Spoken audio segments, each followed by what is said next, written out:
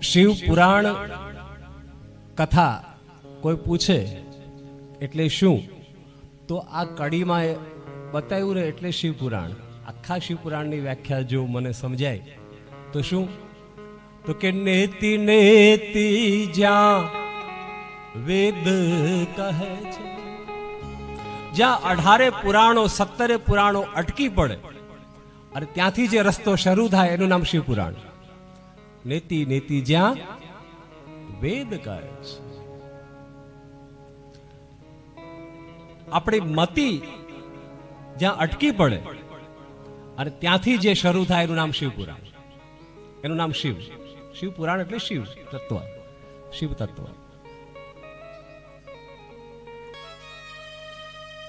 શિવ કૃપા વગર શિવ કથા મળતી નથી. પણ આ કથાને જોવા માટે કથા કેવી છે, નેતિ નેતિ જ્યાં વેદ કહે છે, પર છે. મન અને બુદ્ધિથી પર ભગવાન શિવ છે, જે મનથી કે બુદ્ધિથી પકડી શકાતા નથી. શિવને પામવા હોય તો મનને શુદ્ધ કરી નાખીને કંટ્રોલમાં કરી એને ઉપર બેસી જવું પડે. મનની પહેલે પાર જતું રહેવું પડે. જ્યાં સુધી હું ને તમે મનનું ધાર્યું કર્યા કરીએ ને ત્યાં સુધી શિવ ના આવે. પણ એ મન વાળી ચોળી, એ મનને વાળી ચોળી અને ભગવાન શિવને ચરણે અર્પણ કરી દઈએ એટલે શિવ સાક્ષાત હાજરા હજુર છે સાહેબ, સાક્ષાત હાજરા હજુર છે.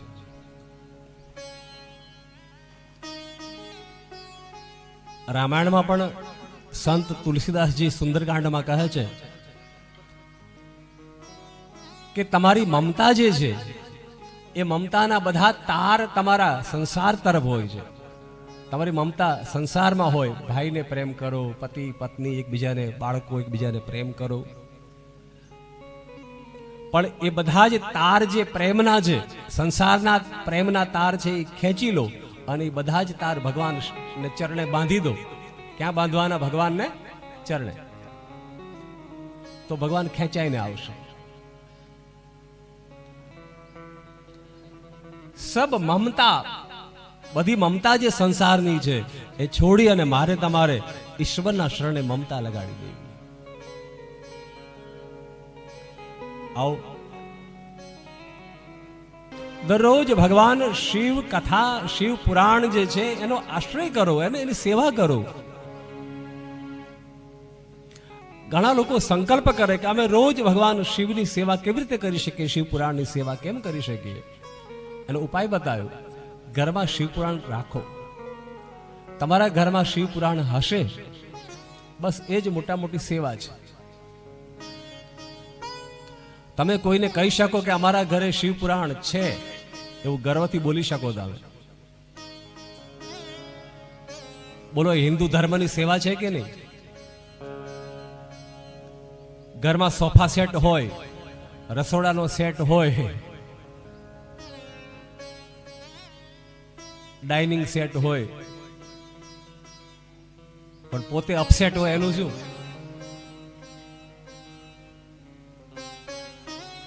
બધા સેટ ઘરમાં રાખ્યા પણ હું તમે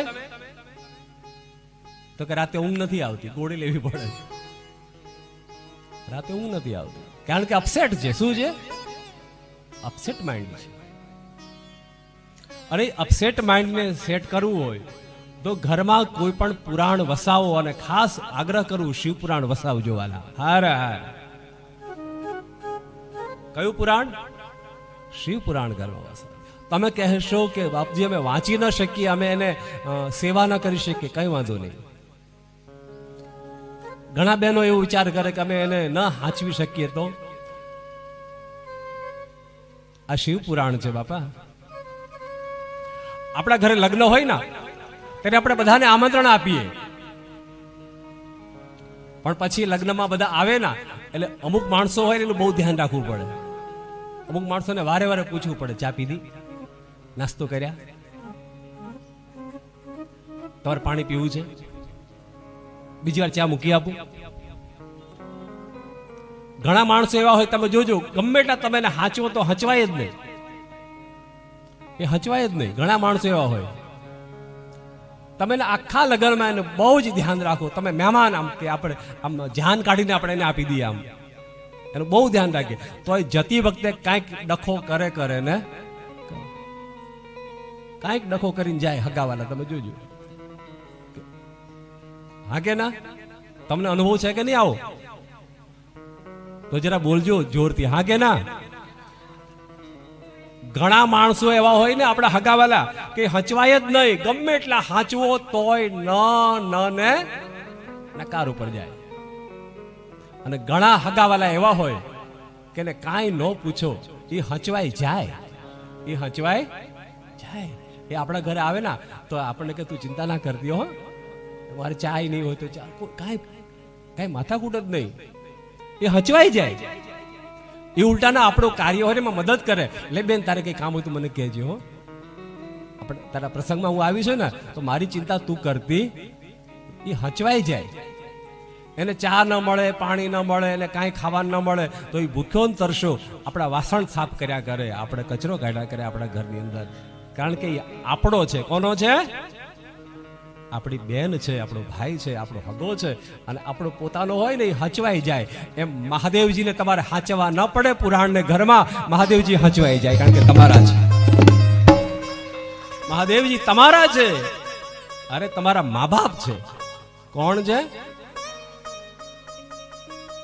તમારે ઘણા કે ને અમારે શિવપુરાણ ઘરમાં રાખીએ તો અમારે પછી હાચવું ના પડે. ના ના ના ના, હાચવો તો સારી વાત છે. મા બાપની સેવા કરો તો બહુ મોટી વાત કહેવાય. મા બાપની સેવા કરો બહુ મોટી વાત કહેવાય. શિવપુરાણ ચાંદલો કરો ને ઘરમાં તો બહુ મોટી વાત કહેવાય. પણ કદાચ ન થાય ને તો આ તો હચવાઈ જાય એવા દેવ છે. કેવા છે? આને હાચવા ન પડે. હર હર ભોળા શંભો. એટલે શિવને ઘરમાં શિવ પુરાણ આપણા ઘરમાં ભલે માળિયામાં પડ્યું હોય, કબાટમાં પડ્યું હોય, આ તો હચવાઈ જાય. આને હાચવા ન પડે બાપ. જેમ મહેમાનો હોય ને અલગ અલગ, અમારે કનૈયાને તો મિશ્રી જોઈએ ને આ જોઈએ, અમારે આને તો આ, અમારે માતાજીને તો આમ જોઈએ ને માતાજીને તો આવું કરવું. પણ અમારા મહાદેવજીને હાચવા ન પડે. અમારા મહાદેવજી આપણને હાચવે, કારણ કે જગત માત